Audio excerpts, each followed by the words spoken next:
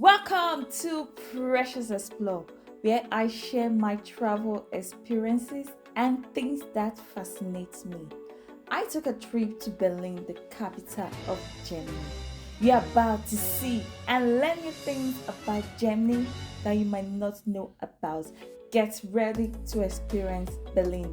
Let's begin by seeing this spectacular piece that you can see from almost anywhere when you are in Berlin. It is the Berlin TV Tower, the tallest structure in Germany.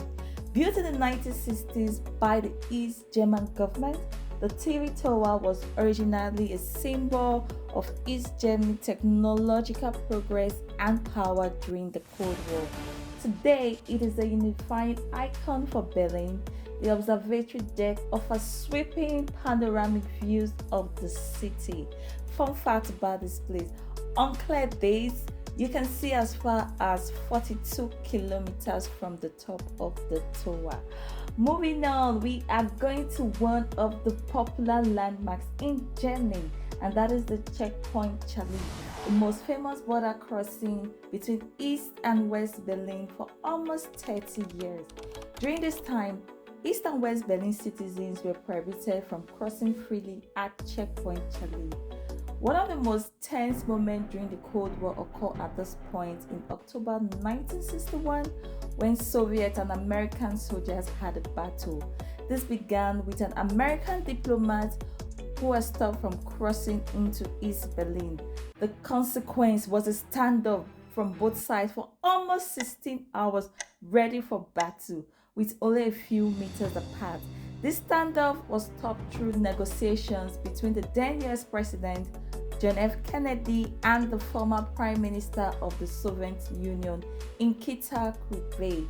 If not for intervention, there might have been a military conflict. Anyway, Checkpoint Charlie lost its importance after the Berlin Wall fell in 1989. As Germany reunited, this checkpoint ceased operation till today. So located at the checkpoint, you can find the Marl Museum called the Checkpoint Charlie Museum, which explains the history of the Berlin Wall, the Cold War, and the escape attempt made by individuals who were trying to cross through Checkpoint Charlie. Visiting this site is a reminder of the physical and ideological divide that existed in Berlin. This site is a reminder of the importance of diplomacy, freedom, and unity.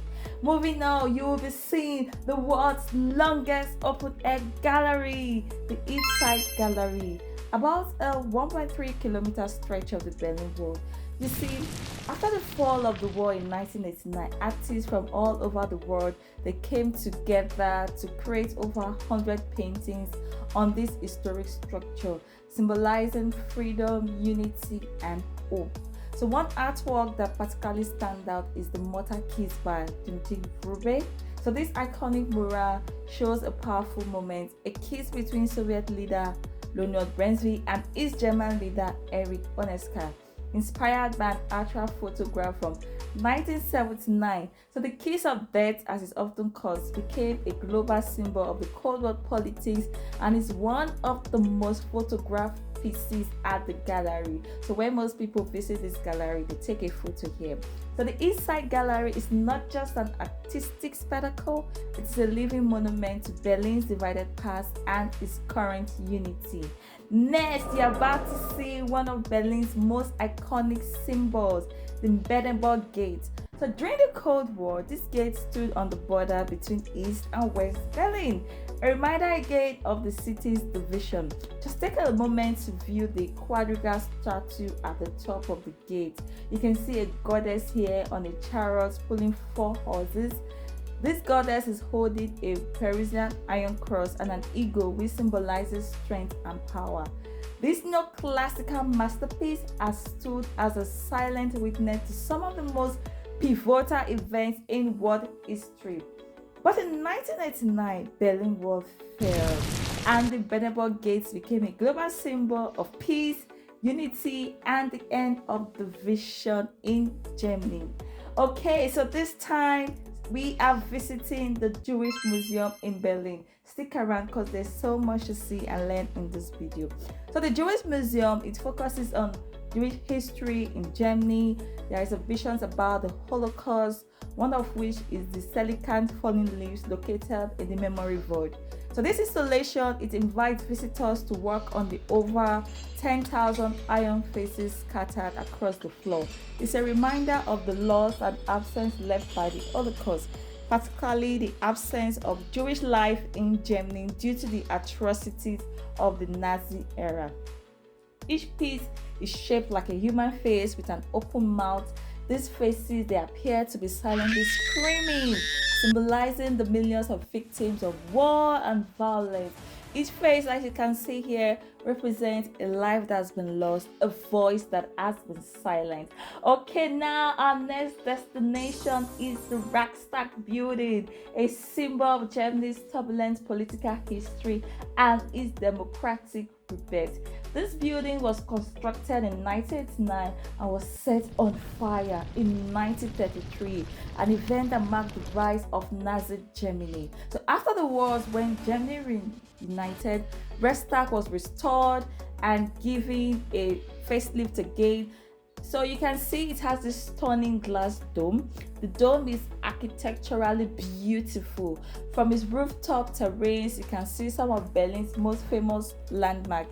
It is worth adding this place to your itinerary when you are in Berlin. Okay, so this time there's still so much to see in Berlin, and we're going to another landmark in Berlin called the Memorial to the Murdered Jews of Europe, also known as the Holocaust Memorial, and a tribute to the Jews that lost their lives during the Holocaust. The design is a stone slab of various heights, as you can see in the video. So while I was walking through the memorial, it reminded me of the Holocaust horror. This is a place that caused each one to remember the consequences of prejudice. Okay, now is our final stop, and that is the topography of terror. So this site that you see was once the headquarters of the Gestapo, that's the secret state police which coordinated Nazi persecution. Today, this place is an educational and memorial site. The exhibition at the center showcases photographs and documents that explore the progressions of Nazi persecution.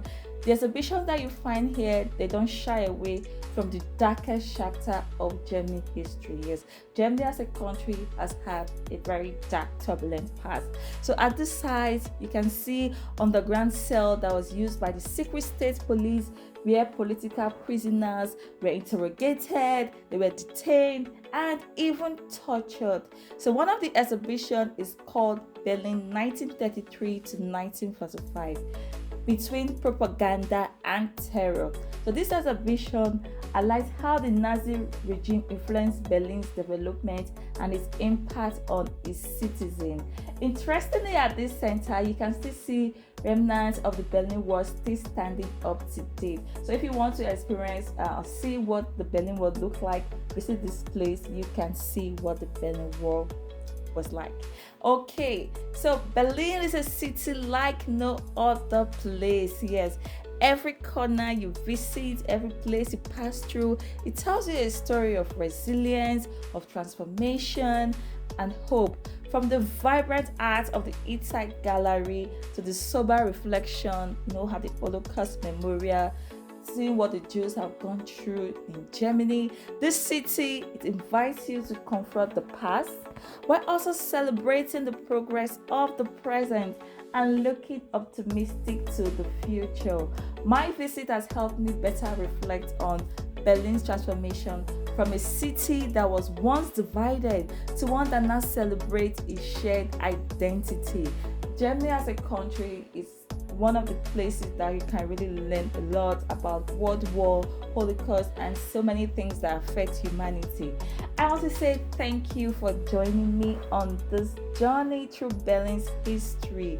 Don't forget to like, to share, and subscribe for more adventures. Like I say, it takes you exploring and knowing things by just visiting one place, one city at a time.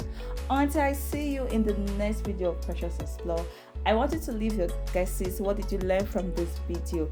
And where do you think that I will be traveling next? And like I always say, I wish you happy travels. Take that trip.